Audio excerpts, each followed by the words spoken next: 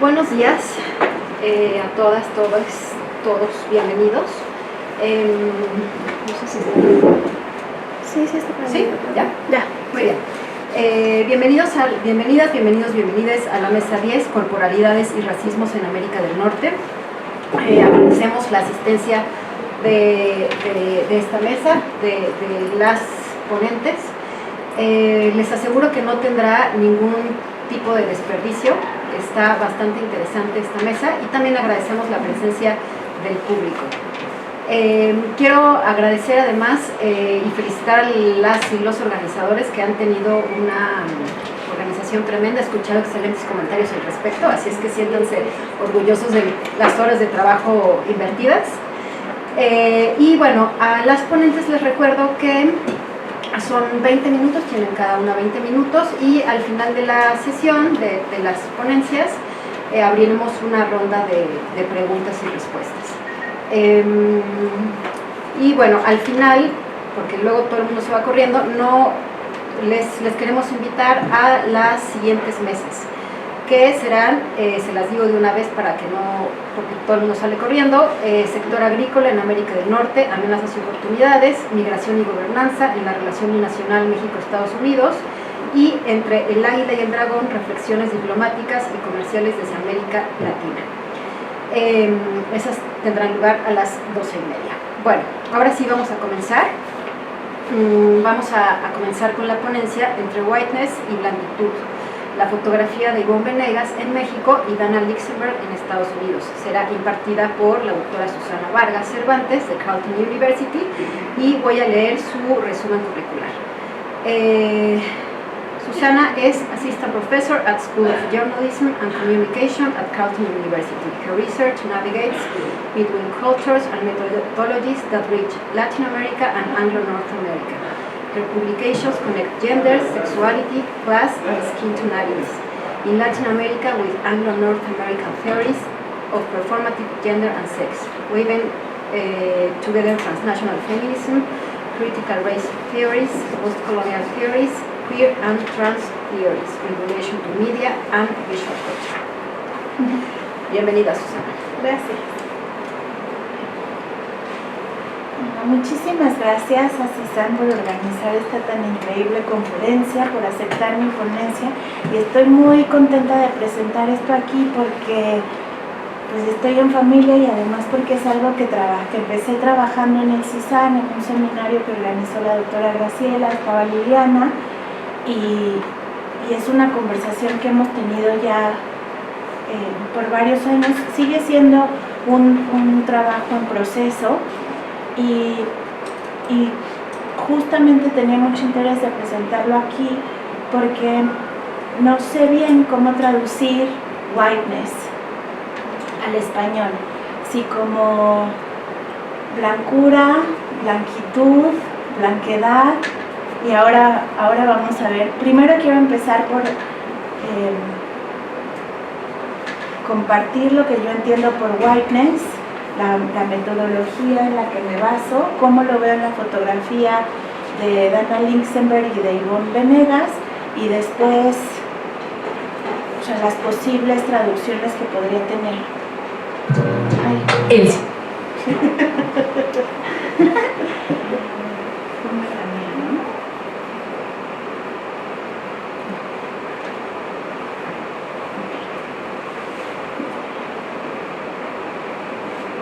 Bueno, una de las principales herramientas metodológicas que he utilizado es por un profesor en Loyola Marymount, que él se describe a sí mismo como de piel oscura y que además tiene dreadlocks. Entonces empieza un artículo que me gusta mucho, hablando tratando de entender por qué todos sus colegas negros le están diciendo que está acusándolo de actuar blanco y que es muy diferente a pasar como blanco. Entonces la diferencia que él encuentra en este artículo entre actuar blanco y pasar como blanco está en la performative sustainability of whiteness, that crosses borders of race and ethnicity. De acuerdo a él, retomando el trabajo de Judith Butler como el género siendo una serie de actos performativos, habla de whiteness también como an act of doing in terms of the social import that is placed on skin and how that manifests into specified behavioral relations to others within and without that now racialized category. Entonces para él, whiteness va más allá de una tonalidad de piel. Y esto él lo trata en su propio trabajo porque está dándose cuenta de que no hay manera de que él pueda siquiera pasar como blanco por todas sus características fenotípicas, digamos, pero aún así se da cuenta como, por ejemplo, siempre tiene que modular la voz, porque una persona negra hablando con pasión siempre causa cierto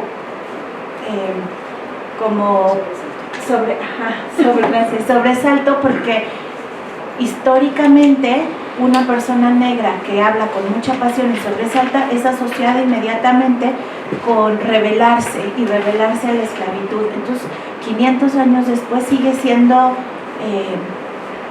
causa de sobresalto, pero además de miedo y de amenaza, sobre todo de amenaza. Entonces él se da cuenta que en muchos de sus actos performativos está actuando blanco, pero también para sobrevivir. Otra persona que se estudia mucho en el contexto anglo-norteamericano para hablar de whiteness es Sara Ahmed, que también está concerned with what whiteness is doing. For Ahmed too, whiteness is not reductible to white skin or even to something that we can have or be, even if we pass through whiteness. For Ahmed, whiteness has to do not only with embodiment, but with repetition. Entonces, esto se complementa muy bien con la experiencia que tiene Brian Keith, porque whiteness es una forma de habitar los espacios que ya están institucionalizados por la misma whiteness. Y después, para terminar, también estoy interesada en Nathan Ekstrom y en The Activeness and Adaptability of Whiteness, Expanding Phenomenology's Account of Racial Identity, pero porque en las otras dos que les he platicado sí es la experiencia del autor, que está haciendo, digamos, una autoetnografía y hablando de cómo experimenta whiteness en este contexto anglosajón. Pero para Ekstrom, él está diciendo que tanto Ahmed como Linda Alcoff, que trabajan en la fenomenología de la raza para enseñar cómo whiteness no solo construye el mundo que experimentamos, pero también cómo el sujeto está llamado de una forma por el whiteness que produce el mundo. Y él para eso utiliza Merleau-Ponty's Phenomenology of Perception y argumenta que whiteness both constructs the world and is a construction found within the world.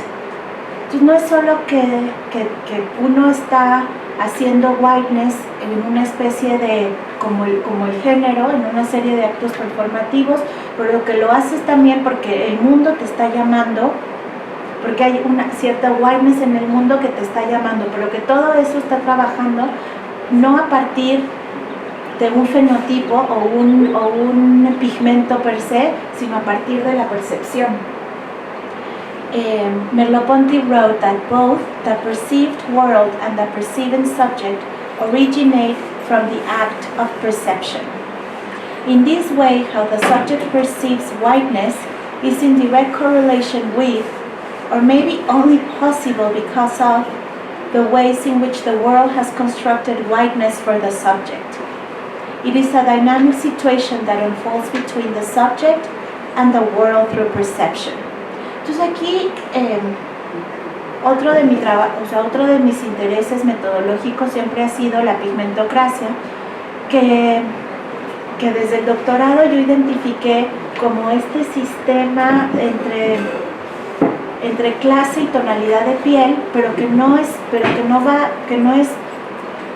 que sí son construcciones biológicas y culturales, pero más bien cómo hemos estado construidos a percibirlas. Entonces, hablar de percepción es en donde es mi interés principal y es por lo que utilizo estas metodologías. Entonces, yo estoy utilizando estos tres autores para ver cómo whiteness is class and gender y cómo orienta el sujeto en el mundo a partir de estos actos performativos y reiterativos, cuando al mismo tiempo el sujeto está llamado otra vez dentro de este mundo de whiteness por específicas construcciones culturales y sociales, o las específicas percepciones, más bien, de estas construcciones culturales y sociales. Y uso whiteness por lo que es, por cómo aparece y por lo que hace. Por ejemplo, esta es la fotografía, bueno, entre el 2013 y el 2016, Ivonne Venegas fue a San Pedro Garza García, que es el condado más rico de México y el quinto más rico de toda Latinoamérica. Fue fundado por Luis Garza, por los españoles, hubo esclavitud, pero desde entonces se sigue caracterizando por donde hay la más alta densidad de riqueza en toda Latinoamérica.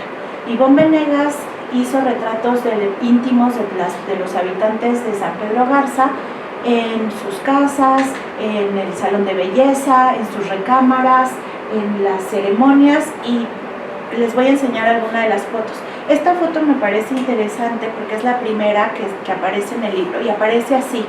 Aparece un poco más chica, dentro del libro está como tabloide y esta foto está un poco más pequeña, entonces también hay mucho blanco dentro de la misma página. Da la bienvenida al libro, a las vidas de quien viven en esos hogares, pero lo hace con vacilaciones. Los árboles están perfectamente podados, el largo camino empedrado, las sillas vacías, la luz iluminada, todo se asemeja a una escena para mí de un thriller psicológico. La fotografía le dice a los lectores de inmediato que San Pedro Garza protege a sus habitantes y se aferra a sus secretos. Da la bienvenida a los espectadores para no necesariamente los invita. Hay una sensación de que no eres el único que está mirando, pero que también está siendo observada. Aquí vemos esta otra fotografía en donde parece que hay mucha apertura hacia el horizonte, pero al mismo tiempo se siente esta sensación que en inglés podríamos llamar como uncanny o eerie. Y en México, las relaciones de raza y etnicidad, como ya todos sabemos, han estado definidas por el mestizaje, pero de una forma ideológica, tanto más que biológica.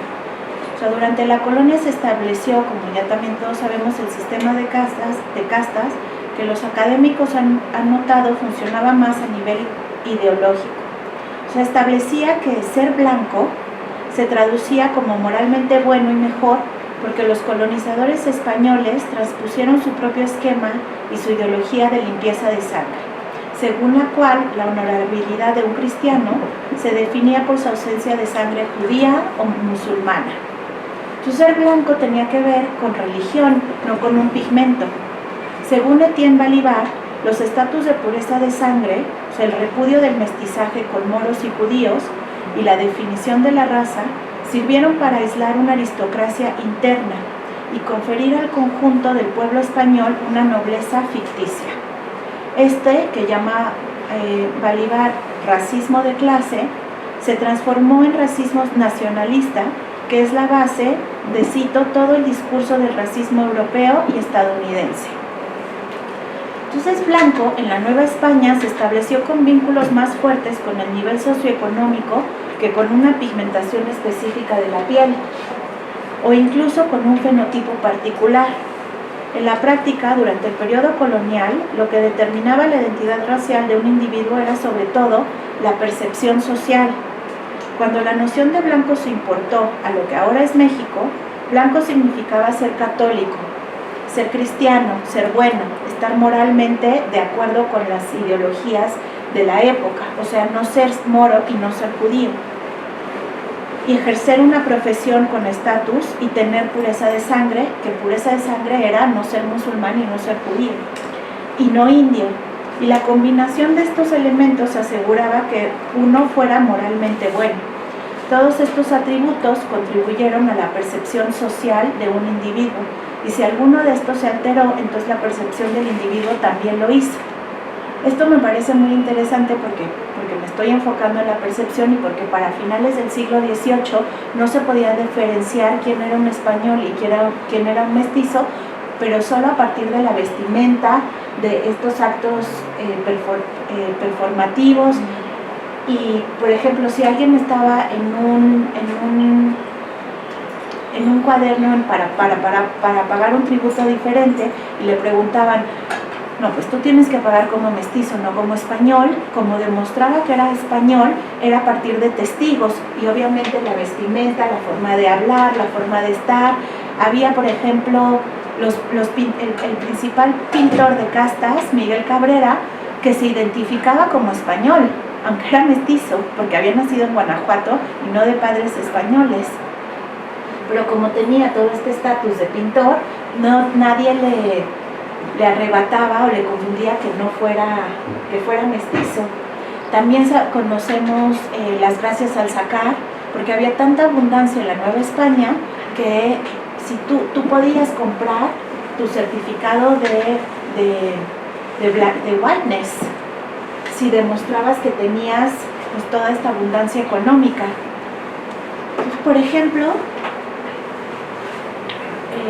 para el siglo XVIII había tanta prosperidad en la Nueva España que los individuos pertenecientes a grupos sociales que de otro modo se consideraban inferiores, en algunos casos habían acumulado riqueza.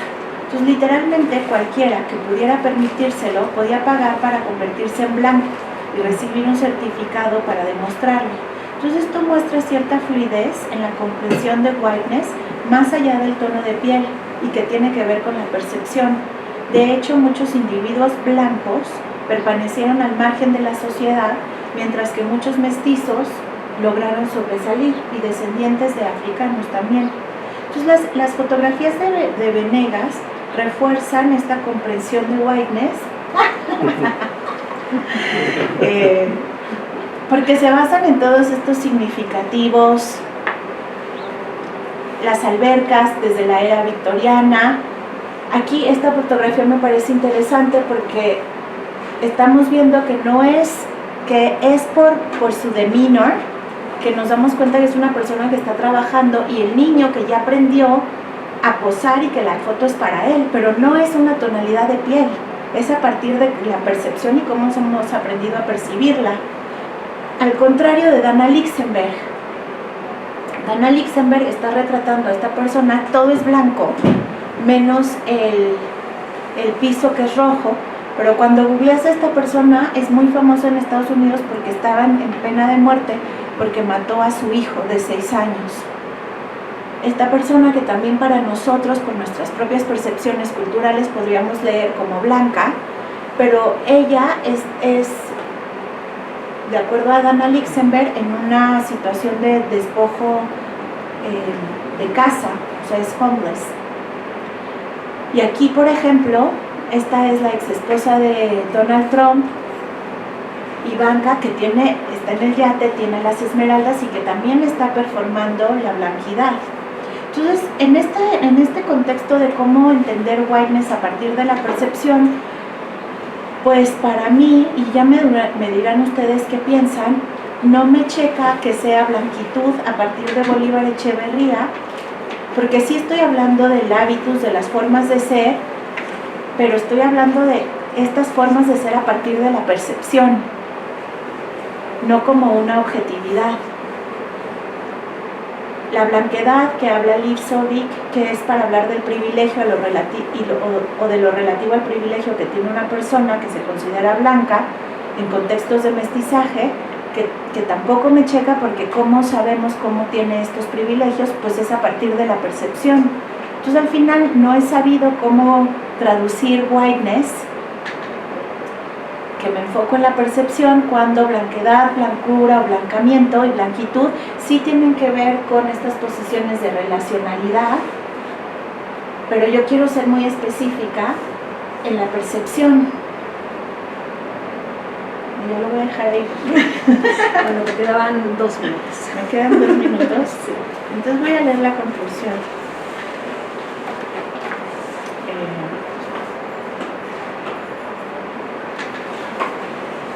O sea, una cosa es que no estoy argumentando es que la raza deba reducirse a clase o que raza y clase sean lo mismo, ni siquiera planteándolas como iguales.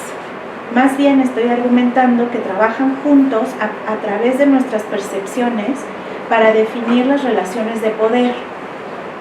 Darnos cuenta de cómo funcionan estas percepciones en nuestra comprensión y encarnación de whiteness puede ayudarnos a desentrañar cómo funciona estructuralmente el racismo, porque en México y en Estados Unidos nos dedicamos a representar whiteness independientemente de nuestra raza, etnia y clase, o nos dedicamos a performar whiteness.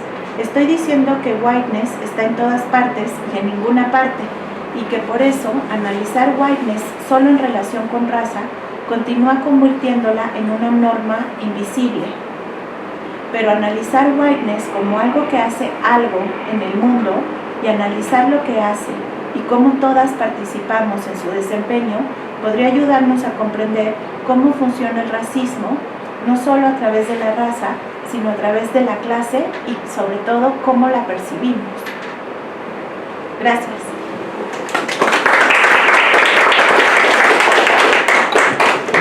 Pues muchísimas gracias, Susana, por esta interesantísima ponencia. Y bueno, ya veremos cómo se traduce. Bueno, ahora vamos a escuchar la ponencia titulada What May Be the Relationship Between the Diary and Social Media, que impartirá Sara Selma Narev de Carleton University. Voy a leer su resumen curricular. She's a graduate from McGill University with a Bachelor of Arts in French Language and Literature, Communication, and Hispanic Studies, and is currently pursuing a Master in Communication at Carleton University. This year, she's working with Dr. Ira Bachman's contribution to distributed networks by consulting several different historical and bibliographic databases to trace the early history of television in Montreal and Ottawa from 1945 to 60, and to document the uses of the new medium within educational and religious institutions in the province of Quebec. Sara Selma is also responsible for communication and data for Society Hub, a platform to gain insight into the specific challenges and needs of Montreal's communities. Additionally, she is a teaching assistant for a communication class at Carleton University. Her research interests are old and new media, social media, politics, invisibilization, and visual culture. Welcome, Sara.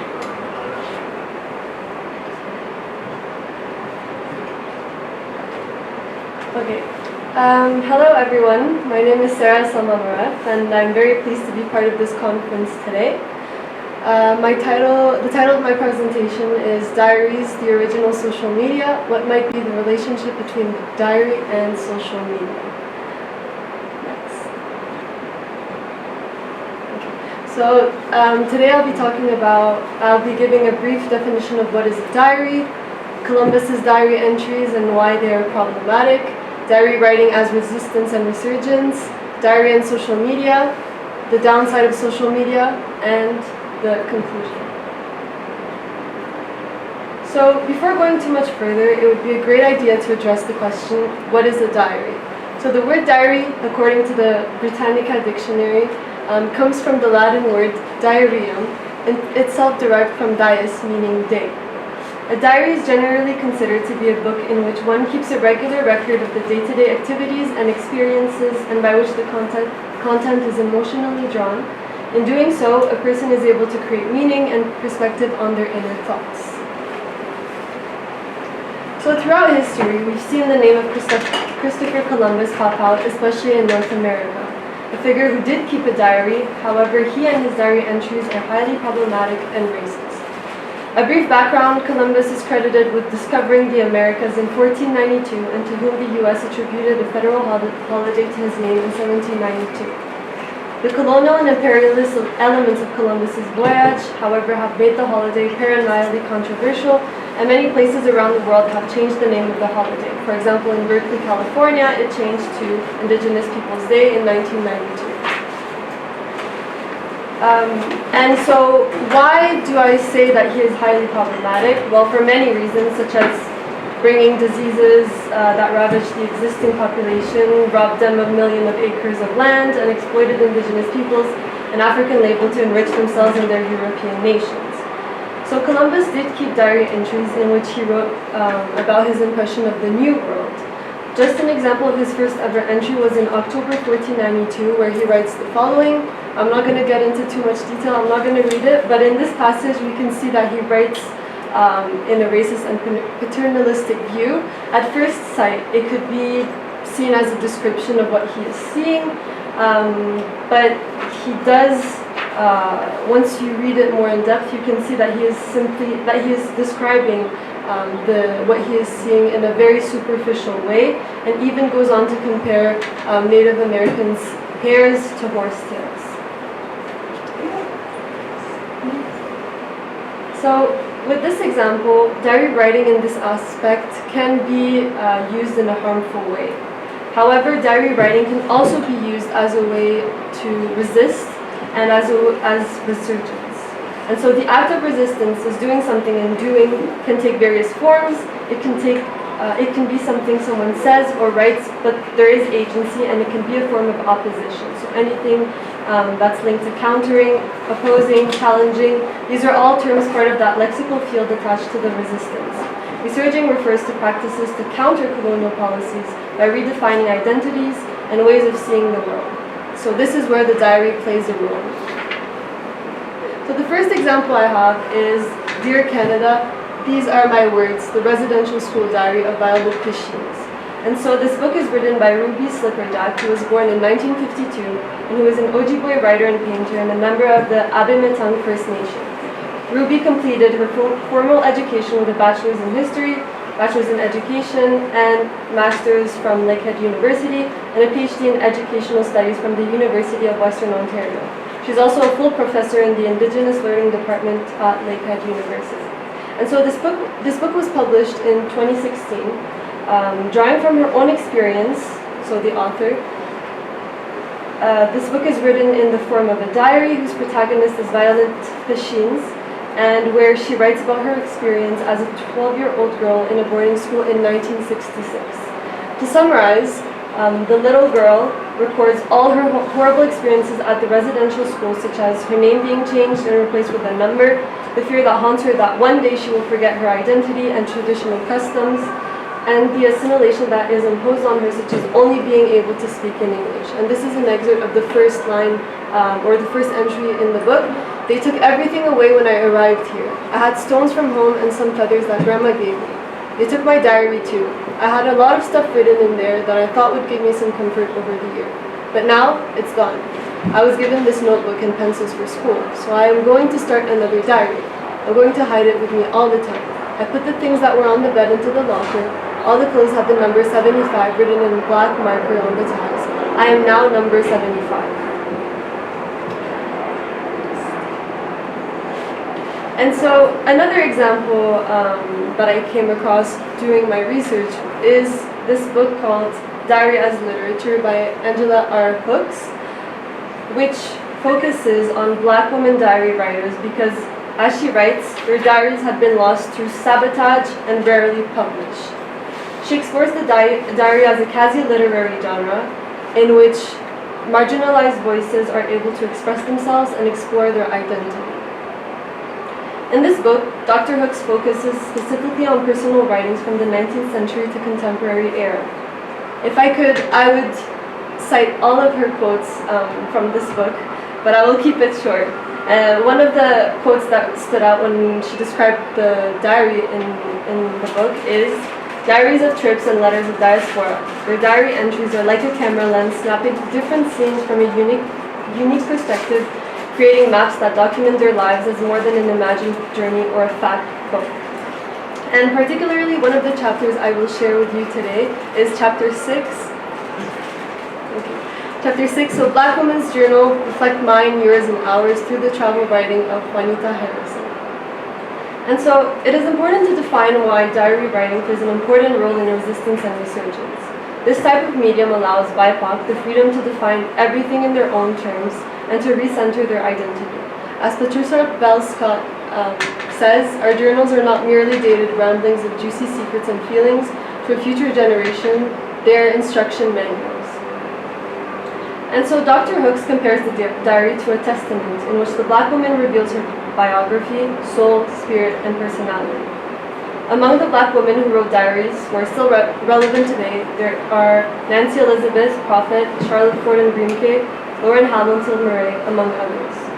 She also focuses specifically on Juanita Harrison's diary, who was a Mississippi-born colored woman who endured hard training as a lady's maid during her childhood, but who was very dedicated to travel the world. And so she did. On June 25th, 1927, at age 36, Juanita embarked upon her 22-country world tour. On page 78, Harrison exemplifies that the Black woman diarist can be found, reconstructed, engaged, and understood through her journal. This is what is great about entries, or diary entries. Future generations can read them and read its histories and archival pieces. They can read the writings written by marginalized voices. And so quoting Dr. Hooks, Harrison's work opened us to new ways of thinking about travel writing, Black women's writing, and the relationship between travel and race. She shows travel along with travel writing itself as dismantling race. And so Juanita Harrison's journal was actually published and was a bestseller in 1936. But let's go back to the question. What might be the relationship between the diary and social media? Historically, diaries were meant to be public, not kept in a drawer with a lock like the modern notion of a diary. For centuries, the diary has been ubiquitous in the lives of human beings. What started as a form of writing has continued to this day through different mediums to document work, life, and social life of humans. Today, users on social media use platforms such as Facebook or Instagram to post pictures about their work or travels in the same way the diary did back then. In this sense, modern media does not derive far from its past medium, the diary. Lee Humphreys, a professor and chair of the Department of Communication at Cornell University, focuses on women whose diary writing were not only about themselves and what they were doing, but their social roles within their family and community. They often had an expectation that they would be keeping the memory of families and kinship units. They were the tellers of stories about those communities. Documenting that was a very significant part of what a lot of young women were doing with diaries. While diary writing is still a common practice today, it has nonetheless transformed into the realm of social media, which is to say that social media has not replaced the diary writing, but is an extension of diary writing. In other terms, we could say that through the advent of social media, diaries have become automatically public. For example, Twitter has now been seen as the diary platform, and TikTok, the video diary. So who here has a TikTok account or an Instagram account? Okay, a couple of people. For those who don't know what is TikTok? Sorry. TikTok is a popular video sharing platform. Is a popular video sharing platform, and TikTokers around the world use this platform as a video diary to share activities and moments of daily life, as well as Instagram, which is a photo and video sharing app. And now for some examples of digital stories where the diary is seen through social media. Well, we have different examples. So we have the Digital Sisterhood, in which it is a platform that aims to unite women of color and counter the pre-existing narrative on what it means to be a Muslim woman. We have also indigenous creators who are using TikTok to educate and entertain and to voice their thoughts. And next, we also have other accounts such as Diaspora, Récits d'Algérie, and sorry, I can't see. and Echo Justice Project. And so these are all accounts that that voice their thoughts and put at the center BIPOC people.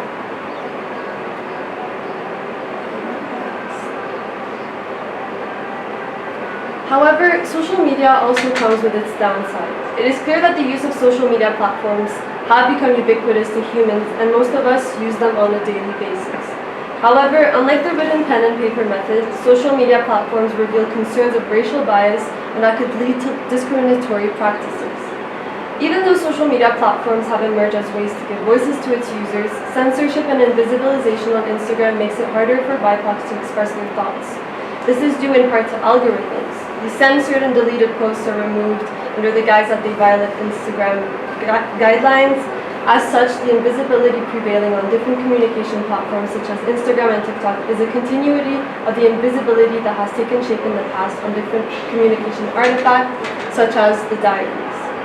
For centuries, diaries have been ubiquitous in the lives of human beings before the era of social media. Thus, I would like you all to reflect on the following questions. Is social media really an avenue for freedom of expression? Who decides whether a particular speech is worthy of publication or not? And to conclude, I decided to come up with a new word, which is sociadias. So this is the combination of social media and diary writing. Writing in a diary format online goes beyond its digital aspect or feature. It combines the old and the new by having the Latin origin implemented in this new word, which is dias, which means day, and social meaning social and social media, because as we have seen, a lot of our social media can be used as a voice and to enact social change and to spread our story to a larger public. Thank you.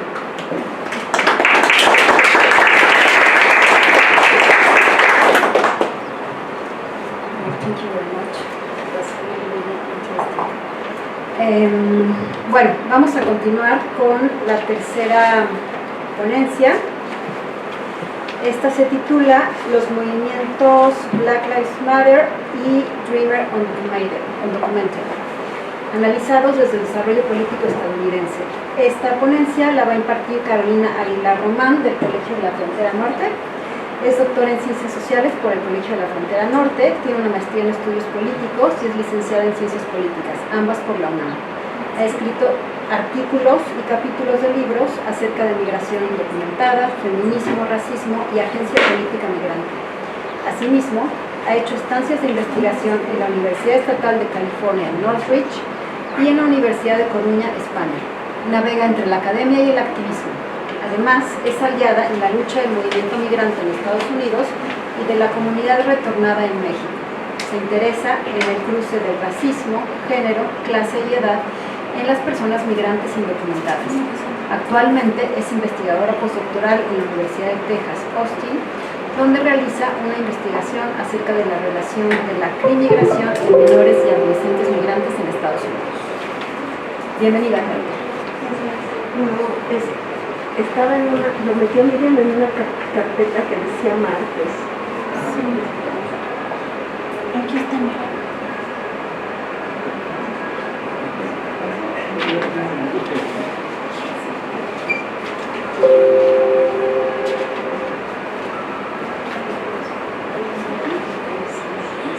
Bueno, voy a hablarles un poco acerca de una investigación que tengo en proceso. Comúnmente me he dedicado a investigar el movimiento Dreamer Undocumented por más de 12 años y ahora estoy tratando de encontrar conexiones entre los movimientos sociales en Estados Unidos, particularmente movimientos sociales que tienen que ver con derechos civiles y políticos, y por eso encontré como estos vínculos que hay entre el Black Lives Matter y Dreamer Undocumented. O sea, y utilizo un enfoque que se llama el desarrollo político estadounidense. Es una teoría muy consolidada en Estados Unidos para entender la política, y yo como politóloga pues estoy como muy feliz de haberme encontrado marco teórico. Y lo que estoy utilizando es una metodología cualitativa. Utilizo algo llamado rastreo del proceso, que está también siendo muy popular cada vez más en los métodos cualitativos, o sea, como para rebasar un poco esto de solamente hacer trabajo de campo y hacer entrevistas, pues el rastreo del proceso nos da la posibilidad de trabajar con inferencias causales, de trabajar con variables, que a veces parece que quienes hacemos investigación cualitativa como que no tenemos esta formación, ¿no?, de trabajar con variables ni con variables independientes y variables dependientes. Entonces, pues esto, yo que soy un poco ñoña y me gusta así como todo estructurado, pues esto del rastreo del proceso me ha servido mucho para poder guiar y encontrar los datos que estoy buscando.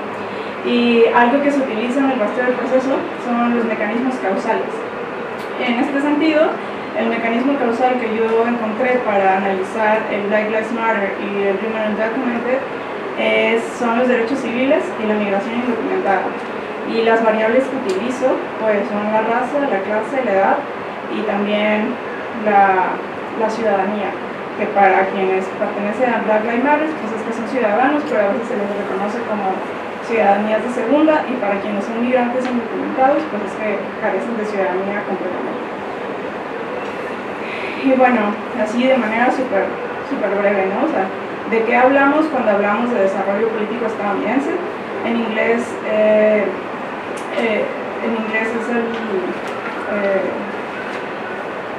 las siglas en inglés es APD, que es como esta manera de entender y acercarte a los procesos de construcción histórica de la política estadounidense. Pero no solamente se queda como en los procesos históricos, sino trata de entender a partir de estos procesos el pasado y el presente político. Y todo esto dentro de un marco de las acciones y los comportamientos políticos. Y cuando me refiero a acciones y comportamientos políticos, básicamente estoy pensando en movimientos políticos sociales y en instituciones. ¿Por qué en instituciones? Porque son justamente las instituciones las que a partir de las presiones de los movimientos sociales se transforman. O es la intención, ¿no?, que las instituciones deben transformarse, que tengamos leyes distintas, que tengamos leyes más abiertas, más flexibles. Y entonces este marco teórico del desarrollo político estadounidense nos da la posibilidad de ir rastreando básicamente como paso a paso, y eso es lo que yo hago para hacer este tipo de análisis. O sea, pongo como, ¿te puedes dar hasta la 8, por favor? Pongo como este esquema, ¿no? O sea, primero digo, ¿cuál es el efecto? O sea, esto es de ir atrás hacia adelante. Digo, ¿cuál es el efecto? Pues que Black Lives Matter y Remain Undocumented contribuyen a formar el desarrollo político estadounidense. Pero ¿cómo es que hacen eso? Bueno, pues el mecanismo es que hay un reconocimiento de opresiones interseccionales. ¿Y qué causa esto? Pues que hay, o sea, ¿por qué Black Lives Matter y el Remain Undocumented contribuyen a formar el desarrollo político estadounidense? Es porque existe brutalidad policial y un sistema de encarcelamiento masivo. Entonces, cuando utilizamos este tipo de metodología y marco teórico, pues es estar todo el tiempo rastreando históricamente momentos, pero no solamente momentos, sino actores y también las instituciones. O sea, es como tener como ese meme donde está la persona que tiene un montón de hitos y cositas así. Básicamente es lo que haces con esta metodología, porque tienes que ir uniendo cabos y buscar como por qué sucedió esto, pero cuáles actores estaban participando, pero cuál era el contexto político a nivel nacional, a nivel regional y a nivel local. Entonces, pues eso es como, también me parece interesante como presentarlo, porque no todas las veces hablamos de nuestras metodologías, y cuando hablamos de nuestras metodologías, o sea, yo también soy súper fan de las entrevistas, no es que tenga nada en contra de ellas, pero creo que es importante que como científicos sociales que hacemos investigación cualitativa, pues demos ese paso y avancemos y tratemos de utilizar otras técnicas. Podemos regresar a la 3, por favor. Ok. A la 4. Y entonces, como para poder rastrear históricamente qué onda con el movimiento Black Lives Matter y con el Remain Undocumented, pues tenemos que ponernos en procesos históricos, ¿no? Y entonces el primer proceso que yo identifico es la esclavitud, ¿no? O sea, para poder entender el Black Lives Matter tenemos que entender la esclavitud, y después de la esclavitud tenemos que poder entender las leyes Jimmy Crow, que a lo mejor muchas de ustedes están familiarizadas, y para quienes no, les doy así como un breve enunciado de qué son las leyes Jimmy Crow. Después de que se dio se eliminó la esclavitud en Estados Unidos, se formaron un conjunto de leyes criminales, sociales y políticas que relegaban a quienes eran afroestadounidenses. ¿A qué me refiero? Había leyes, por ejemplo, políticas que no les permitían votar en todos a nivel como local o para boards del condado, o sea, cosas muy específicas que a lo mejor a nivel nacional eso no se veía, ¿no? O a nivel nacional lo que sí se veía es que tenían acceso al voto, pero por las leyes Jimmy Crow era como si no sabes leer y si no sabes escribir no puedes votar. Y entonces comúnmente eran las personas afrodescendientes quienes carecían como de ciertos derechos. Y entonces estas leyes Jimmy Crow también creaban como divisiones, las clásicas, ¿no? Como las clásicas separaciones en los lugares, que estos son espacios para que las personas blancas se sienten, estos son espacios para las personas afrodescendientes, y seguía hasta en las escuelas, ¿no? O sea, había escuelas que eran solamente para personas negras, había escuelas que eran para personas blancas, y además de eso, los servicios que se daban para personas afroestadounidenses eran de mala calidad comparados con los servicios educativos que se daban para las personas blancas. Y otro momento importante en este contexto histórico son los derechos civiles, ¿no? O sea, en 1960, cuando llega este boom de reconocer y de exigir derechos para las personas afrodescendientes, pues básicamente contra lo que van son contra las leyes Jimmy Crow, ¿no? O sea, tanto Martin Luther King como otros activistas a nivel local empezaron a decir, no podemos exigir que nos traten iguales si tenemos leyes que están escritas y que además se reafirman día con día, que nos siguen poniendo como en segundo nivel. Y eso es como por un lado la parte del Black Lives Matter. Y si pensamos en un contexto político histórico de dónde surge el movimiento Dreamer Undocumented, y para quienes no estén como tan familiarizadas con de qué hablo cuando digo Dreamer Undocumented, me refiero a esta generación de jóvenes que se les conoce como generación 1.5, que llegaron a Estados Unidos siendo menores, niñeces y menos de adolescentes, ¿no? Entre una edad de los 0 a los 15 años. A esa generación se le conoce como generación 1.5, y a quienes formaban parte activa de un movimiento político-social se le conoce como Dreamers, porque exigían algo que se llamaba el Dream Act, y que con el Dream Act buscaban tener acceso a educación superior y posteriormente un camino a la ciudadanía. Y yo le llamo Dreamer Undocumented porque el movimiento sufrió varias transformaciones. El movimiento inició a finales de 1990 y sigue actual con menos fuerza, y su movimiento ha ido mutando. Y ya no tanto se reconocen como Dreamers, como que se separan de esa categoría por ser poco amplia, por segmentar y por no aceptar a todas las personas jóvenes indocumentadas, y entonces ahora se reconocen como un documento. Y esa es la razón por la que yo utilizo, al referirme a este grupo, Dreamer Undocumented. Y bueno, regresando con el contexto de dónde surge esto, tiene que ver también con el Black Lives Matter, el encarcelamiento masivo en 1980. Cuando Reagan dice que quiere hacer una guerra contra las drogas y todo este asunto, pues ¿qué pasa? Pues empiezan a fortalecer el sistema de encarcelamiento hasta volverse un sistema masivo, ¿no? Que pone en todos lados y empiezan a darse cárceles privadas, y además todo está enfocado hacia la población afrodescendiente. ¿Por qué? Porque decían que eran las poblaciones afrodescendientes quienes consumían y vendían droga, a pesar de que hay estudios actualmente que desmienten completamente eso, ¿no? Que en 1980 la población afroestadounidense no era quien más consumía drogas, sino era la población blanca de mayor estatus económico. Sin embargo, pues Reagan hace como toda esta campaña, empiezan a encarcelar gente afrodescendiente y además empezamos con la brutalidad policial, ¿no? Uno de los grandes ejemplos de brutalidad policial es en 1994 en las riots de Los Ángeles, en estas como grandes luchas que se dieron entre afrodescendientes, gente mexicana, pandilleros de ambos lados. Y lo que pasó fue que durante varios días hubo protestas en Los Ángeles y llegó la policía a brutalizar a todos, ¿no? Tanto a gente afrodescendiente como mexicanos. Y bueno, es en este contexto que también pues la gente indocumentada pues empieza también a... me salté eso, así que voy a regresar, que la inmigración masiva a Estados Unidos de origen latinoamericano aumenta. Identifico 1964 con el momento en que aumenta esta migración indocumentada masiva, porque es el año en que termina el programa Bracero. Cuando termina el programa Bracero, pues muchas personas se regresan, pero hay otras que ya tenían su vida formada, que ya tenían sus familias, que ya vivían ahí y que deciden que no se iban a ir de Estados Unidos, y entonces dejan de ser trabajadores con permisos y se vuelven personas indocumentadas. Ese es como el primer aumento. El segundo aumento viene en 1980, que con las políticas neoliberales en América Latina y en particular México, pues hace que muchas personas tengan que salir de sus países. Y para el caso centroamericano, en 1980, con todas las guerrillas que había, que eran patrocinadas por Estados Unidos, pues también tienen que salir de Estados Unidos, de Centroamérica.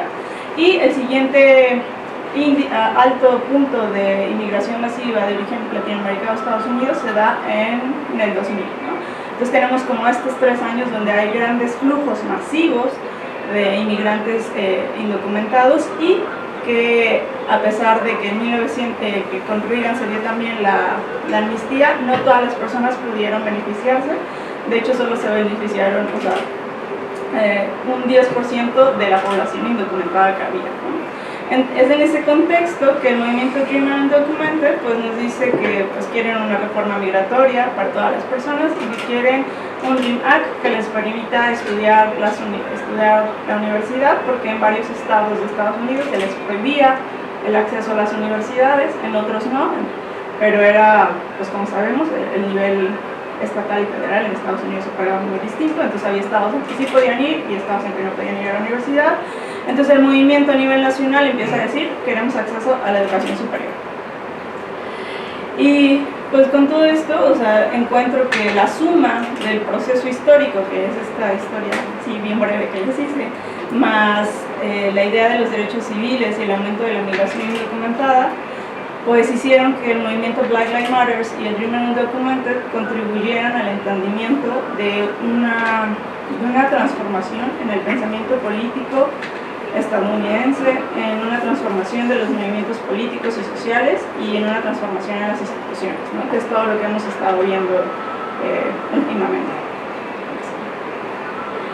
Y bueno, a manera de discusión, o sea, las ideas que traigo como para debatir es que existe y está altamente como identificado que en ambos movimientos, en el Black Lives Matter y en el Dream Undocumented, las características de raza, de género, de clase y de edad son como fundamentales, ¿no? Primero porque estamos hablando de personas de color. Después, en género, es porque son mujeres queer quienes son las líderes, tanto en el movimiento, el anterior, por favor. No, sí, la que sigue, perdón. Tanto en el movimiento de Black Lives Matter como en el movimiento Dreamer, quienes lo organizaron, quienes fueron las primeras en organizarlo, para el Black Lives Matter fue una mujer afrolatina, junto con una mujer afroestadounidense.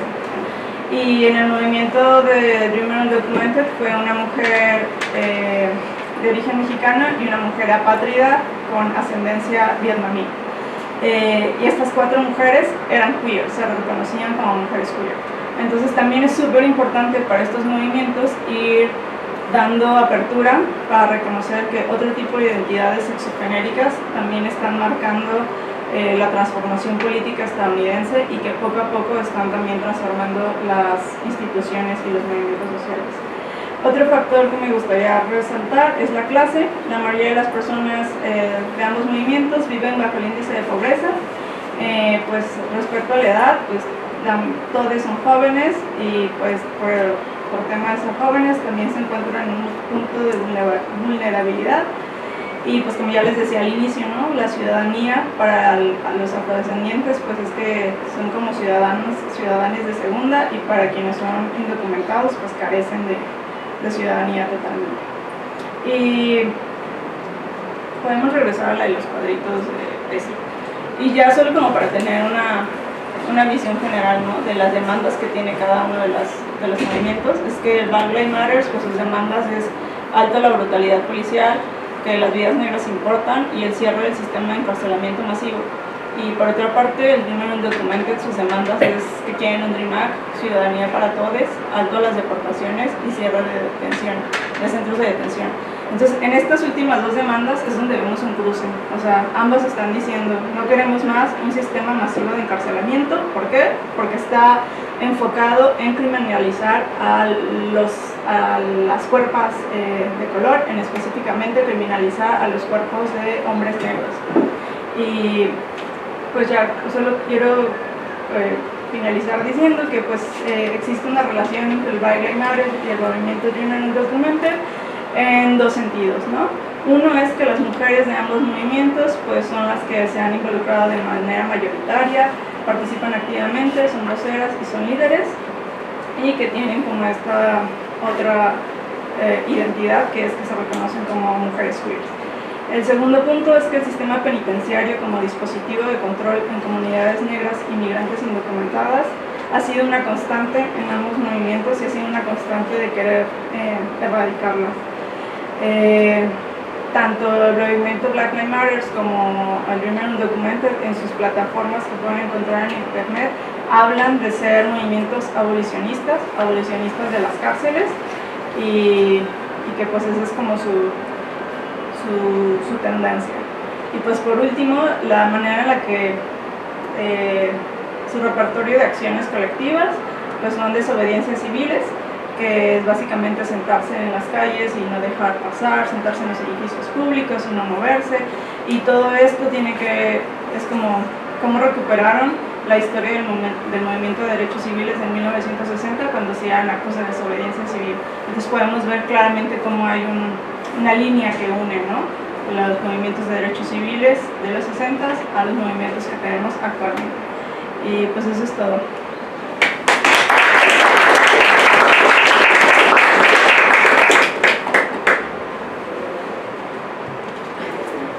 Muchas gracias, Carolina. También interesantísimo esta presentación entre estos dos movimientos. Bueno, ahora le daremos lugar a la segunda ponencia. Esta se llama Diversidad corporal e incidencia política en la escritura gastronómica contemporánea en Estados Unidos, que la impartirá Julieta Flores Jurado, del CISAN. Julieta es directora en letras con especialización en letras modernas en lengua inglesa. Obtuvo este grado con mención honorífica por la UNAM. Sus intereses de investigación incluyen la representación del cuerpo en los textos culturales, con énfasis en la alimentación y la gastronomía, y la poesía contemporánea de autoras británicas e irlandesas. En septiembre de 2022 inició una estancia postdoctoral en el CISAN, en donde desarrolla un proyecto sobre la escritura gastronómica y los discursos sobre el cuerpo durante el confinamiento. Muchas gracias, Julieta. Gracias, Liliana, y gracias a todo el auditorio por venir, y a quienes nos han ayudado con la parte técnica de nuestra ciudad. Gracias, sí. Sí, perfecto. Ok, bueno, yo voy a leer, como escucharon ya, el título de este trabajo es Diversidad corporal e incidencia política de la escritura gastronómica contemporánea en Estados Unidos. Esta ponencia describirá el giro hacia la justicia social y hacia la búsqueda de una mayor relevancia política que se ha dado recientemente en la escritura gastronómica publicada en Estados Unidos, especialmente a partir del año 2020. Destaco esta fecha porque, además de que la pandemia de COVID-19 generó un sinnúmero de preocupaciones respecto a la escasez de comida, el agotamiento de productos básicos y el trabajo obligatorio de cocinar en casa, Esta emergencia también hizo evidente la brecha entre las condiciones idealizadas que se representan en el discurso gastronómico versus las condiciones reales en las que las personas producen, preparan y consumen alimentos. Ante la declaración de la pandemia, las privilegiadas experiencias foodies parecían no solo triviales, sino incluso inapropiadas y desconectadas de la realidad. Los elementos distintivos de la escritura gastronómica, como su carácter hedonista o la centralidad que tienen los viajes y los restaurantes, parecían fuera de lugar durante el confinamiento, mientras que el escapismo que los contenidos culinarios suelen facilitar contrastaba con una crisis sanitaria global con miles de muertes diarias, la insuficiencia de los sistemas de salud pública, el desgaste del personal de salud y la situación precaria de los trabajadores esenciales, el aumento de la estigmatización y patologización hacia las personas gordas por la asociación entre la talla corporal y la enfermedad grave, una situación económica incierta para millones de personas y la participación de más de 15 millones de estadounidenses en las protestas por el asesinato de George Floyd. Este trasfondo necesariamente impactó en el contenido publicado en los medios gastronómicos.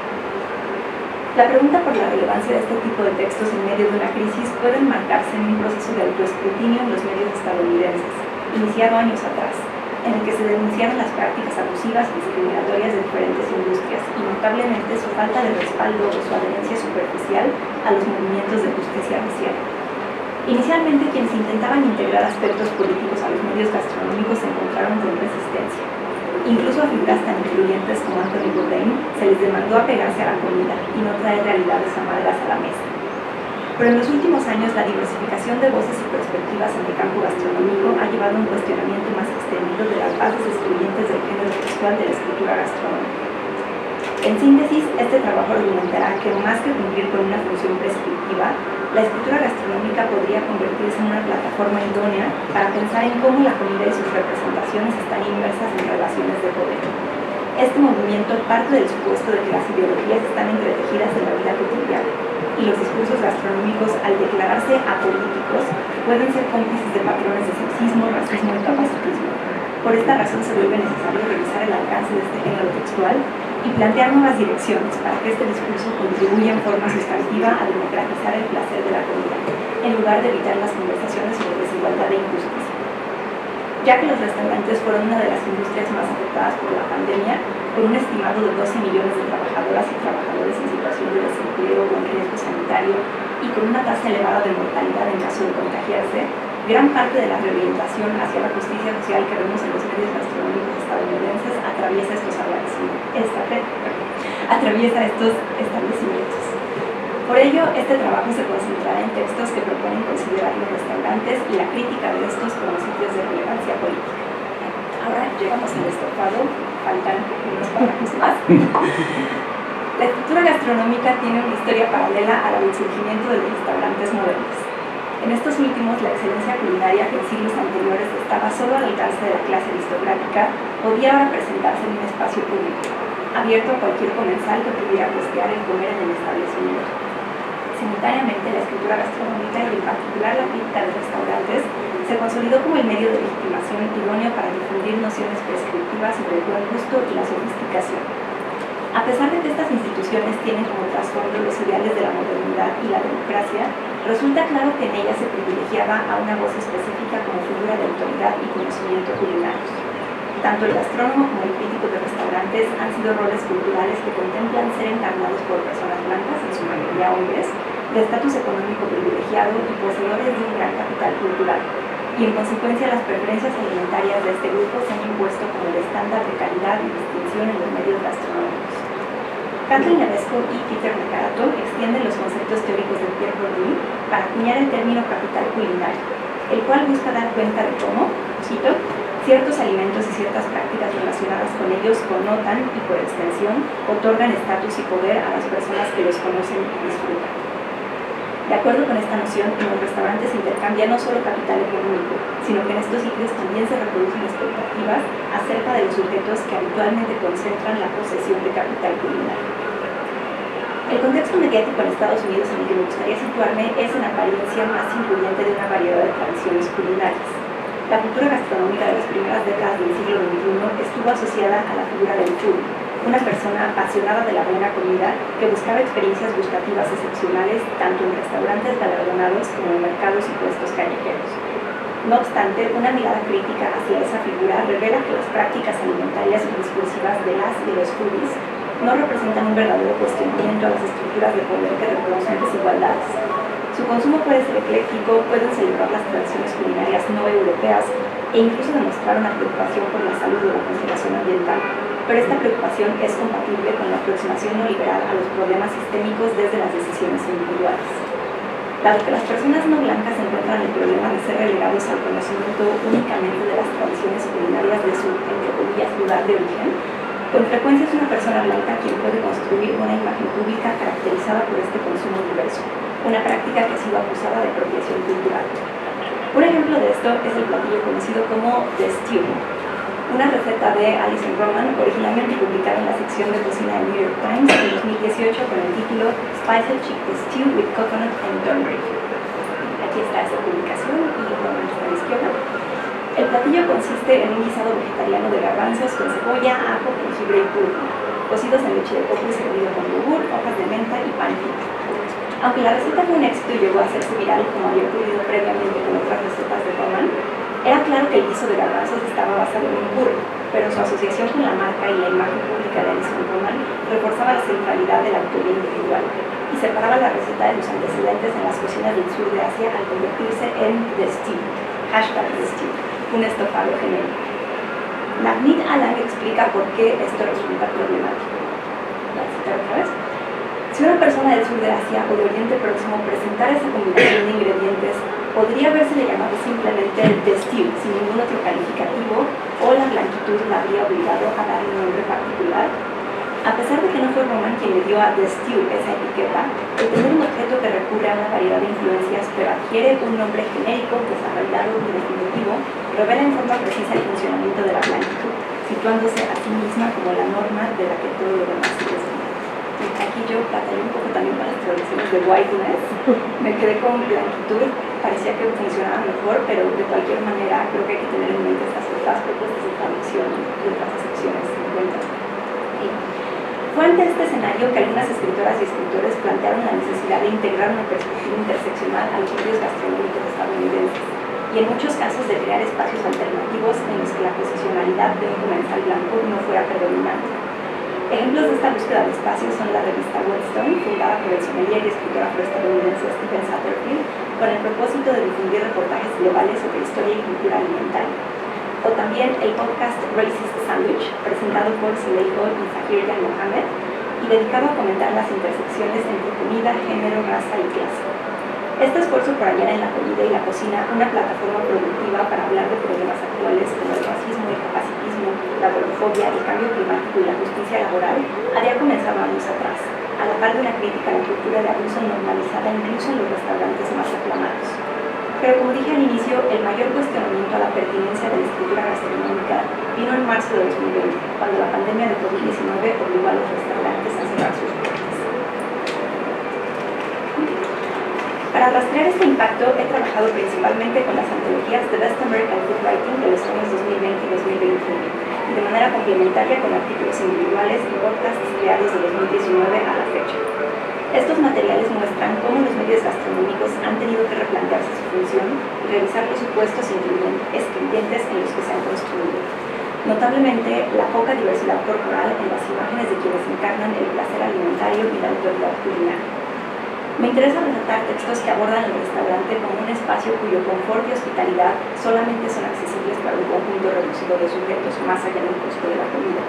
El proyecto más amplio en el que sitúo esta revisión se basa en el presupuesto de que la pandemia aceleró un proceso en el que a textos que históricamente han cumplido la función de distinción y expresión de estatus y de dar legitimidad a las preferencias y prácticas alimentarias de sujetos privilegiados, ahora se les exige una mayor sensibilidad a cómo la comida, el gusto y el apetito son políticos.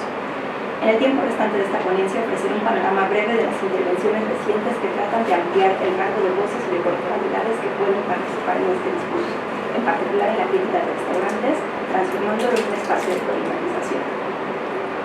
La entrada de personas de color como responsables de la sección de crítica de restaurantes en distintas publicaciones, impresas y digitales, revela algunos de los sesgos que se reproducen cuando un grupo homogéneo de escritores es responsable de evaluar todo tipo de cocina. Por ejemplo, Soleil Hall, quien estuvo a cargo de la crítica de restaurantes en The San Francisco Chronicle desde 2019 hasta inicios de este año, escribió sobre su visita a Le Colonial. Ese es un nombre muy desafortunado. Un restaurante que trata de reproducir la atmósfera fantasiosa de novelas y películas ambientadas en el territorio colonial de Vietnam y Camboya, que se conoció como Indochina francesa. Su reseña evitaba recurrir a los estereotipos orientalistas que otros reseñistas habían utilizado al describir el espacio del restaurante como seductor, sensual y exótico. Según Poe, el restaurante está diseñado para invitar a la clientela a identificarse con una mirada colonialista, y es un ejemplo de cómo un entorno que no había incomodado a otros críticos resultaba sumamente incómodo para una persona de origen asiático. Todo esto estaba agravado por la falta de sabor en los alimentos. Poe dice, cito, parece extraño pensar que la cena podría ser lo bastante sabrosa como para facilitar el paso de la píldora amarga de la fantasía colonial. Pero el colonial no fue agradable tampoco en lo puramente gustativo. El análisis de Poe apunta a la importancia de conocer a profundidad la historia de lugares y épocas que los medios gastronómicos contribuyen a idealizar, y representa una advertencia sobre cómo la visita relajante a un restaurante no debe convertirse en una ocasión en la que estemos indefensos ante la ideología, pues en estos espacios consumimos más que sustento material. En el tiempo que estuvo a cargo de la sección de restaurantes de The Chronicle, Poe se ocupó también de llamar la atención hacia las formas en las que un restaurante puede respaldar un sistema binario de género en los baños, y por mencionar en sus reseñas si los restaurantes cumplían con las medidas de accesibilidad para comensales con movilidad reducida. Un segundo ejemplo de cómo la nostalgia por el glamour de épocas pasadas oscurece la opresión y la violencia que eran parte integral de ellas se encuentra en el ensayo de Portia Wilson, A Critic for All Seasons. Al visitar el restaurante The Grill de Manhattan, Wilson señala que el placer de cenar en este establecimiento depende de una serie de códigos que invitan a los comensales a participar en la fantasía de sentirse como uno de los neoyorquinos más ricos en la década de 1960. El crítico Ryan Sutton lo describió como el lugar que inventó el Power Lunch y como una oda al pasado. Es precisamente esto último lo que lleva a Wilson a concluir que un restaurante como The Grill no ha de celebrarse como representativo de la ciudad actual. El restaurante data de una época anterior a la Ley de Derechos Civiles de 1964 y para comensales afroestadounidenses como Wilson representa un ejemplo más de la tendencia a romantizar un periodo de desigualdad extrema. La comodidad que otros críticos encontraron en The Grill revela que la mirada de personas blancas predominante en el periodismo gastronómico no reconoce la manera en la que comensales como ellas son posicionados como otros en un restaurante que intenta detener el tiempo. Ambas reseñas coinciden en analizar el restaurante como un teatro en el que los clientes reciben un papel a interpretar y en el que se crean una serie de deseos que el restaurante intentará satisfacer. El tipo de guión disponible ilumina quién es el consumidor esperado, y la representación de ese papel tiene consecuencias que continúan una vez que los platos han sido recogidos. Finalmente, uno de los campos que encuentro más urgente abordar es la hostilidad hacia el cuerpo gordo en la escritura gastronómica. Aquí estoy usando el adjetivo gordo de forma neutral y solo para referir a la talla, siguiendo la recuperación que el activismo antigordofobia hace de esta palabra. Los hallazgos de Tessa Charlesworth, postdoctorante en el Departamento de Psicología de Harvard, sugieren que, aunque otras formas de prejuicio y discriminación en Estados Unidos son progresivamente menos toleradas, la discriminación por peso permanece estable. Aunque el trabajo de los críticos de restaurantes implica comer frecuentemente festines de múltiples tiempos, la imagen esperada de un crítico es la de una persona delgada. Esto se mostró caricaturizado en el personaje de Anton Ego en Ratatouille. Y a quienes ejercen esta profesión se les pregunta constantemente cuáles son sus estrategias o secretos para no ganar peso. La escritura gastronómica puede reforzar la concepción errónea de que solo los cuerpos delgados se han ganado el derecho de disfrutar la comida. Por ejemplo, existe una retórica dañina en la que la comida deliciosa se describe en términos de tentación, pecado o placer culpable, que opera también cuando los críticos hablan sobre regímenes de ejercicio que les permiten quemar calorías o ganarse las comidas sustanciosas. Irónicamente, los críticos de restaurantes pueden contribuir activamente a la cultura de las dietas, la cual además ganó fuerza en estos últimos años al insistir en la obligatoriedad de perder el peso que probablemente se ganó durante la cuarentena. Sumado a esto, Levesque y Nakarato explican que, cito de nuevo, la referencia a las comidas que engordan, entre comillas, y a las personas muy, entre comillas, obesas, constituye un mensaje no tan sutil acerca de la clase social. Rechazar ciertos restaurantes y la comida que se sirve en ellos como grasosa refuerza la ideología de la restricción culinaria de la clase media y la forma corporal resultante. Un sesgo que, además de tener consecuencias serias en muchos ámbitos, dificulta la aceptación de la diversidad corporal en los medios gastronómicos es la presuposición de que un cuerpo grande es evidencia de falta de control o de consumo desmedido. Mostolenko y la activista antigordofobia Bertie Tovar detallan cómo la identificación sin evidencia del cuerpo grande con el exceso permite que la delgadez otorgue legitimidad a un crítico o crítica de restaurantes, pues el cuerpo delgado y supuestamente mesurado se asocia con el conocimiento experto, la objetividad, la moderación y la precisión artística ecuánime que un juicio imparcial requiere. Considero que la escritura gastronómica de la actualidad necesita distanciarse con firmeza de los discursos gordofóbicos y pesocentristas. Una vía para esto puede ser reafirmar que ningún cuerpo necesita cumplir con algún mandato para así ganarse el placer de la comida y que el conocimiento experto no tiene ninguna relación con la talla. Esta última diapositiva resume algunas ideas recurrentes que circulan en esta modalidad de escritura gastronómica que persigue el objetivo de tener una incidencia política, sobre todo a partir de 2020, y en la que las autoras y autores narran experiencias personales en relación con patrones sistémicos de desigualdad, involucrándose así en conversaciones vigentes sobre justicia y poder. En los textos revisados se abordan temas como la homogeneidad de quienes suelen encarnar el crítico de restaurantes. Este es el primer punto. Un rol concebido desde el punto de vista de un hombre blanco, delgado y sin discapacidad. Se aborda también este problema de cómo los restaurantes, mediante una estética de la nostalgia, romantizan eras violentas y opresivas, y la contradicción de celebrar las comidas abundantes a la vez que se identifica erróneamente el cuerpo grande con la ausencia del autocontrol característico del experto. Por razones de tiempo no ha sido posible incluir las cuestiones de capacitismo y accesibilidad en la crítica de restaurantes, pero este es un área que enriquece la perspectiva interseccional que considera vital relacionar el apetito con cuestiones de clase, privilegio, género y raza. Con todo lo anterior, es posible vislumbrar que la escritura gastronómica tiene cabida en la vida pública después de una pandemia, ya que es un sitio en donde se continuarán llevando a cabo negociaciones sobre identidades, asimilación, deseos, gusto y estatus, y donde se codificarán estilos de vida. Aún así, resulta deseable que se mantengan este autoescrutinio y esta diversificación de las voces autorizadas en el campo gastronómico a la par de una revisión constante de las bases excluyentes del negocio. Gracias.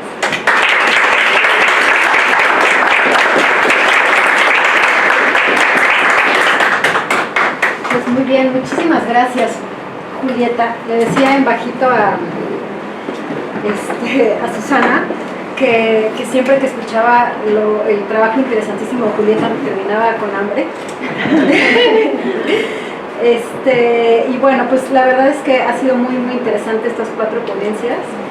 Y bueno, vamos a abrir una ronda, tenemos tiempo para preguntas, respuestas. Alguien que quiera preguntar algo, siéntanse libres. ¿Verdad? Aquí hay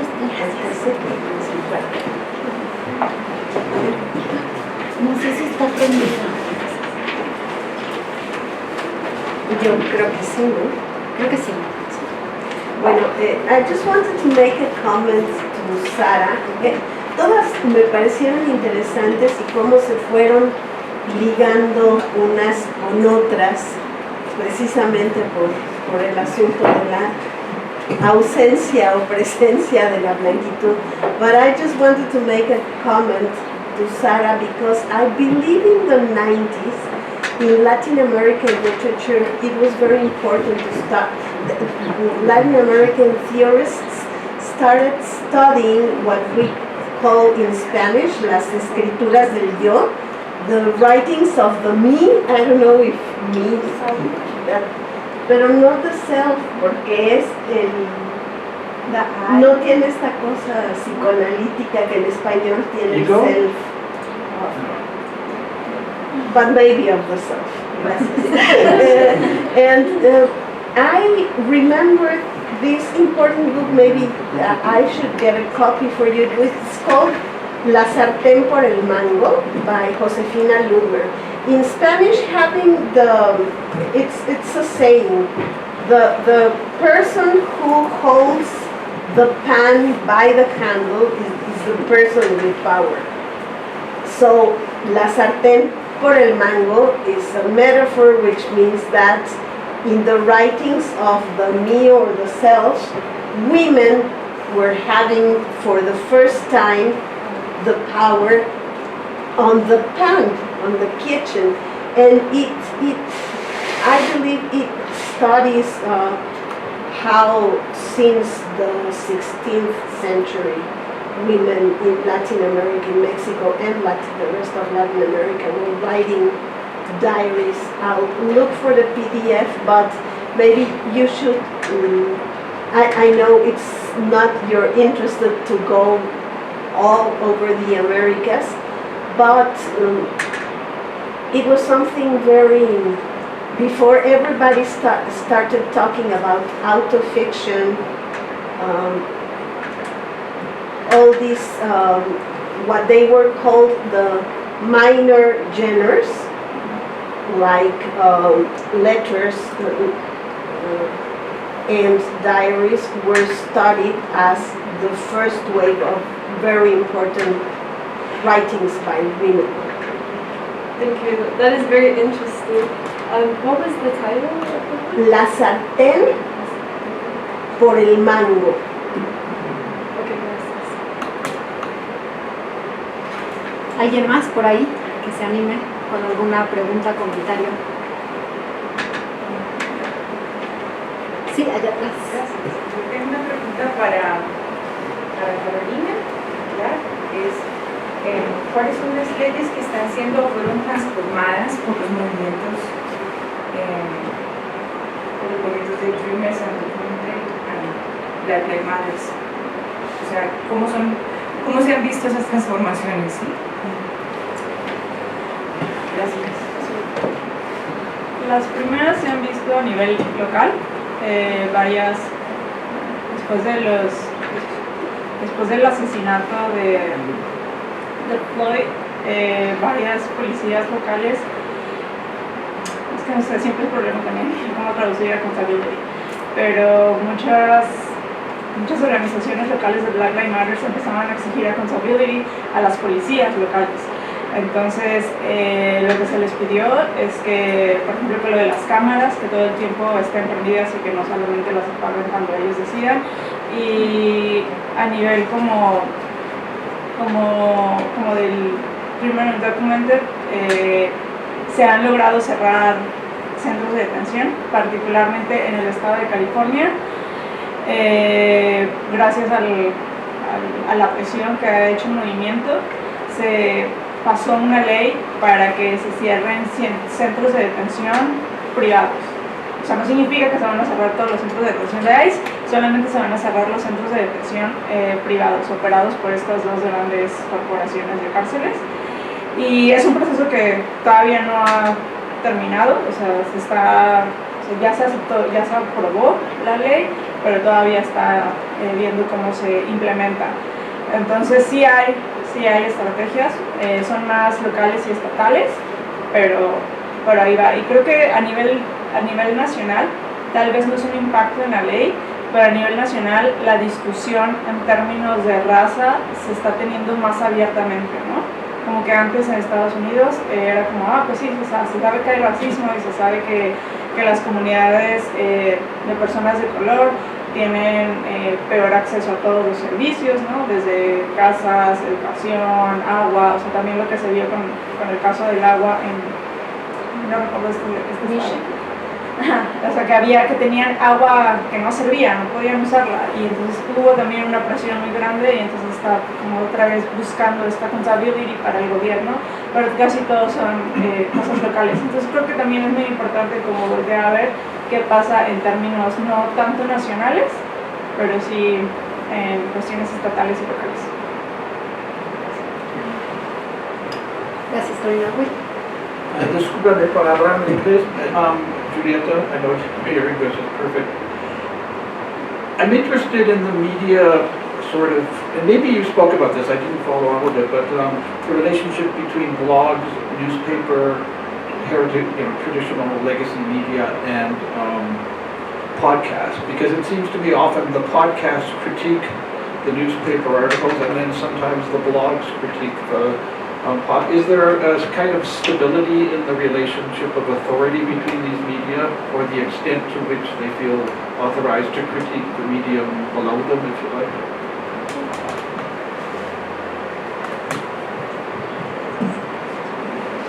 So the podcast that I have been listening to mainly, and actually these are two podcasts that share a host, Food Critics Olejo. And this is a peculiar case because Paul was hired as a restaurant critic after they had acquired recognition and a degree of fame because of their work in podcasts and in independent media. And then they got this important job as chief critic of the San Francisco Chronicle. And so here we see an inversion of the more usual hierarchy, like maybe being disappointed with traditional media and finding a new outlet in podcasts. In this case, it was the other way around. And now the podcast that the most recent podcast that they created is part of the media family of the San Francisco Chronicle. So we are seeing also like this expansion of print media not only into digital text but also into audio and video. And a lot of these came from watching a lot of Bon Appetit videos during quarantine, and then learning about how this seemingly happy community was masking so many injustices. And so that's why I maintain that 2020 was this moment of reckoning in which many media, small and large, had to face this implicit bias that they had not been talking about, or it was not made public before. I'll just add that I made the chickpea turmeric dish the first day of the It's so good, huh? And so easy. It looks like so nourishing, like spicy and creamy and comforting. But then again, it's so interesting, like who is able to make their content viral. Thank you. ¿Alguien más por ahí que se anime? A ver, yo. Sí, está bien, hay que aprovechar. Susana, a ver, te voy a comprometer. Porque Julieta tuvo el mismo problema, entonces, obviamente, la blancura, blanquitud, blanquedad, no es lo mismo en Estados Unidos que en México. Tienen características distintas, porque vienen de contextos coloniales diferentes y de mezclas étnicas también distintas. Entonces, de todas estas definiciones, ¿cuál consideras tú que se acerca más a este carácter performativo que te interesa? O sea, para mí esto es súper interesante cuando empecé a también trazar cómo se constituyó blanco en Estados Unidos, porque curiosamente, igual que en México, fue a partir de la religión. O sea, blanco era todo lo que no era negro, pero también estaba la emigración irlandesa, que amenazaba por su catolicismo. Entonces, todo lo contrario al español, que diga, bueno, al español que al idioma español y al conquistador español en México, que estableció el estándar de blanco, bueno, católico moralmente. Y en Estados Unidos también blanco se constituyó no como pigmento, sino como una posición religiosa o antirreligiosa, pero como americana y como protestante. Entonces, en los dos contextos, o sea, en México, las relaciones de raza y etnicidad se definen a partir del mestizaje, y en Estados Unidos se definen a partir de la esclavitud. El blanco en México es el moralmente bueno, pero no necesariamente por pigmento. En Estados Unidos es por pigmento todo lo que no es negro, pero al mismo tiempo no, porque tampoco es lo que es el blanco irlandés católico. Entonces también en los dos contextos están definiendo una nacionalidad. O sea, lo que es ser americano, que significa ser protestante, y lo que es ser mexicano, que significa ser pues a la usanza de la clase media europea, con todo lo performático que eso conlleva. O sea, todavía no sé, o sea, la verdad es que, o sea, en resumidas cuentas no sé cuál definición utilizar en español, porque por lo que acabo de platicar, o sea, curiosamente en Estados Unidos, aunque ahora se enfocan mucho en, justamente como hablabas, por Black Lives Matter y por todo eso, o sea, por el racismo tan estructural, pero aún así yo estoy convencida que se beneficiarían mucho de entender whiteness como esta serie de actos performativos, porque lo vemos con Obama, lo vemos con Oprah, lo vemos con Beyoncé. Hay celebridades negras que han logrado, en este contexto neoliberal, esta posición de privilegio, pero aún así su forma de actuar es muy blanca, digamos. O sea, Obama logró mucho en representación y en visibilidad, pero también paved the way para todo lo que hizo Donald Trump, y es donde más guerras hubo, más deportaciones hubo. O sea, que al final, pues, ¿qué importa que sea un blanco o un negro si lo que están haciendo? O sea, creo que hay que balancear, porque importan cosas como está diciendo Julieta, quién se vuelve viral, pero también me importa en otras cosas cuando están haciendo lo mismo que hubiera hecho McCain en términos de deportaciones. Entonces yo creo que vale la pena un término que en vez de separar una todo, y que sí, o sea, para mí sí importa que sea como actos performativos, porque no se enfoca nada más en la representación y en la visibilidad, pero se enfoca más en la metodología, en la forma de ser, en lo que está haciendo. Porque a mí me gusta resaltar lo que se está haciendo, más allá de o en conjunto con lo que se ve.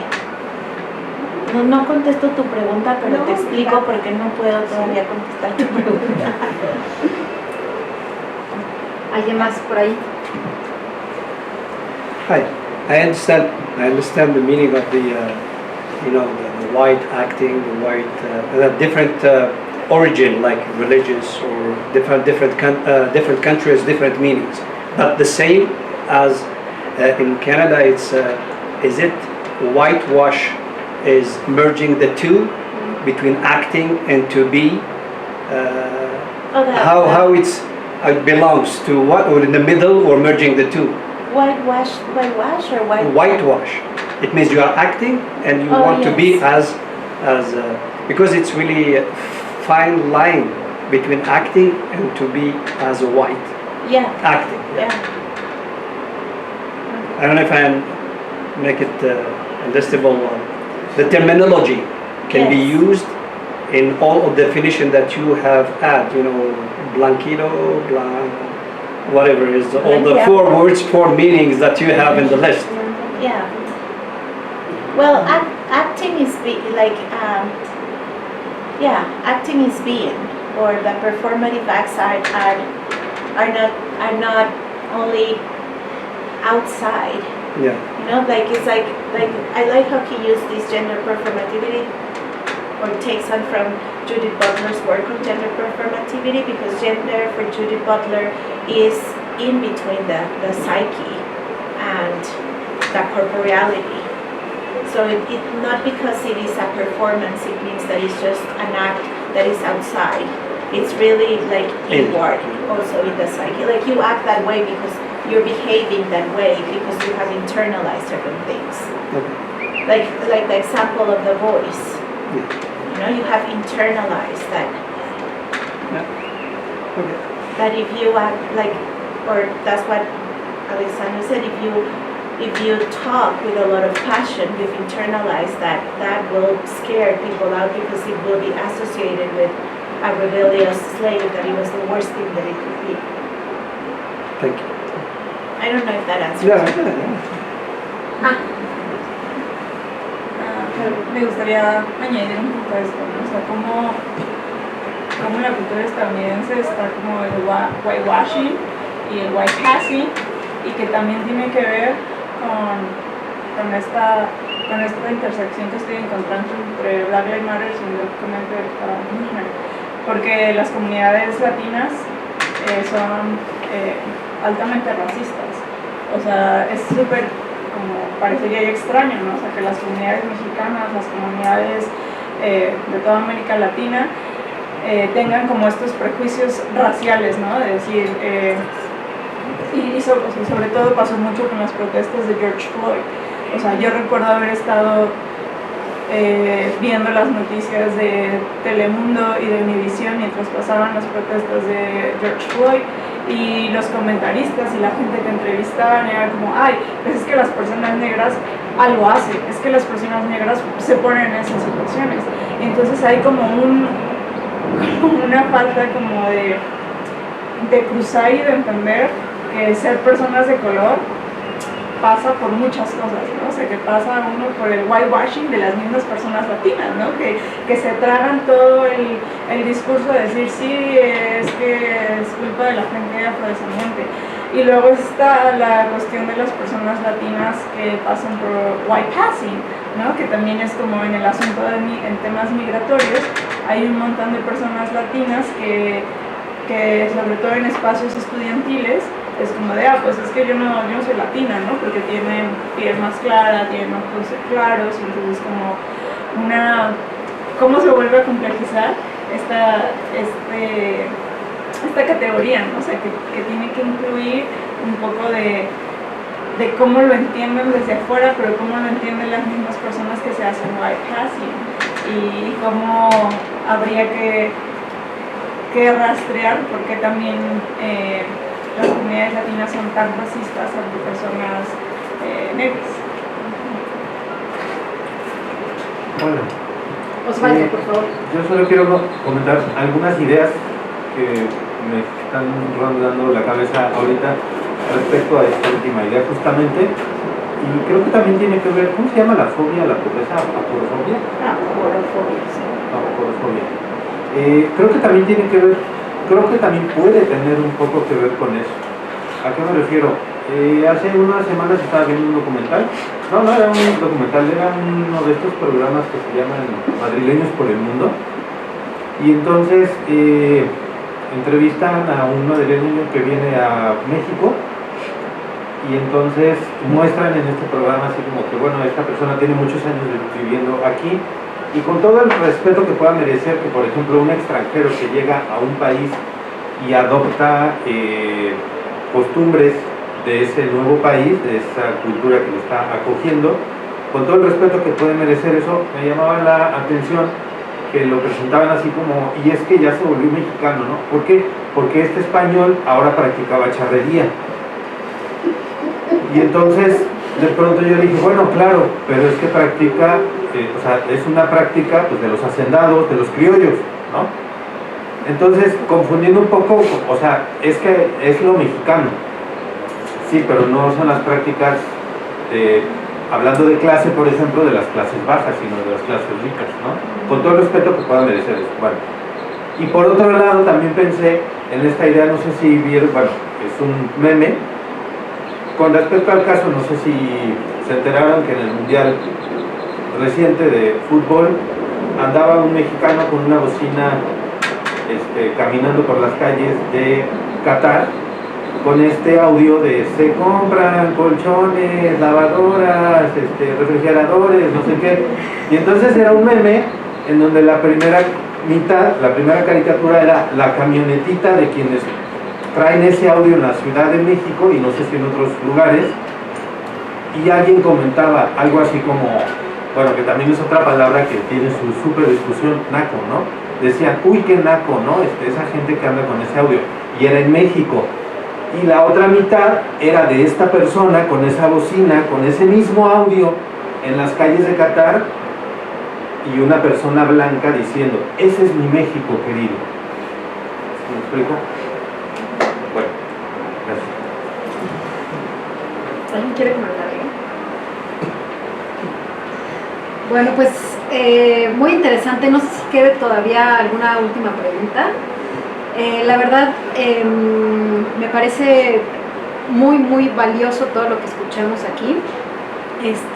Me parece muy interesante cómo este asunto de la blanquitud o whiteness o la palabra que sea que estemos buscando atraviesa nuestras percepciones, atraviesa, o sea, cómo estamos, cómo es un cruce transversal entre todos nuestros intereses que tienen que ver con percepciones, con la manera en la que reglamentan nuestras presencias en los territorios, con la alimentación y cómo nos relacionamos con eso, con nuestro propio cuerpo, etcétera, ¿no? Entonces, creo que es algo transversal a Norteamérica, ¿no? Y a las relaciones que tienen lugar en este territorio, y además también me ha parecido muy interesante, a lo mejor es coincidencia, pero ya por lo menos son 3 mesas que escucho el asunto de las escuelas residenciales, o sea, como algo que está ahí. Entonces también me parece muy interesante, muy valioso, muy importante que estemos discutiendo ese tipo de cosas, y bueno, pues tiene que ver con el valor de estos eventos, que podemos ver justamente cuáles son los intereses comunes y desde dónde estamos pensando esta región, ¿no? Entonces, bueno, pues muchas gracias por su presencia, les invitamos a las siguientes mesas, les recuerdo, piso 7, sector agrícola en América del Norte, amenazas y oportunidades, piso 10, migración y gobernanza, la relación binacional México-Estados Unidos, y piso 4, entre el águila y el dragón, reflexiones diplomáticas y comerciales desde América Latina, a las 12:30. Muchas gracias. Gracias. Está aquí el QR para registrarse, por favor.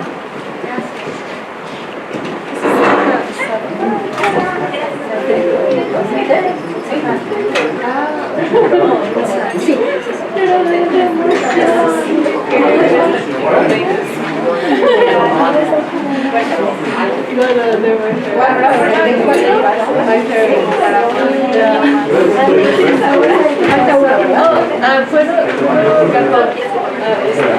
O sea, si me lo mandas en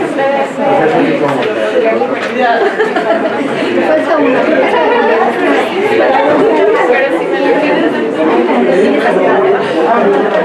That's funny. I hope we're talking about the same person. Yes.